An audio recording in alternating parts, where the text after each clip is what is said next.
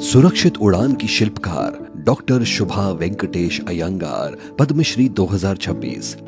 मुझे हमेशा से विज्ञान में रुचि रही है। इसने मुझे नई नई चीजों के बारे में जानने के लिए प्रोत्साहन दिया। मैंने विज्ञान की पढ़ाई करने का फैसला किया और अपने वैज्ञानिक ज्ञान को बढ़ाने के लिए काम किया। मटेरियल साइंस में उनकी पीएचडी और सस्ते वैज्ञानिक उपकरणों का विकास बहुत अहम था। उनके 3 रिसर्च पेपर तो नासा ने अपनी आधिकारिक रिपोर्टों में भी छापे थे।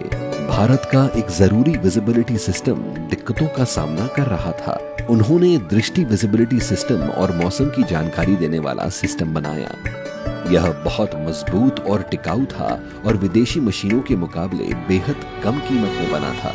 डॉक्टर शुभा का हुनर डीआरडीओ और डीआरडीएल के कुछ जरूरी राष्ट्रीय प्रोजेक्ट्स में भी काम आया, जो उनके वैज्ञानिक निर्णय पर विश्वास और उनके काम की रणनीतिक अहमियत को दर्शाता है। नई प्रणालियाँ और नई तकनीकें विकसित करना, देश की मदद करने के लिए मैं हमेशा तत्पर हूँ। डॉक्टर शुभा वेंकटेश अयंगार, पद्मश्री 2026।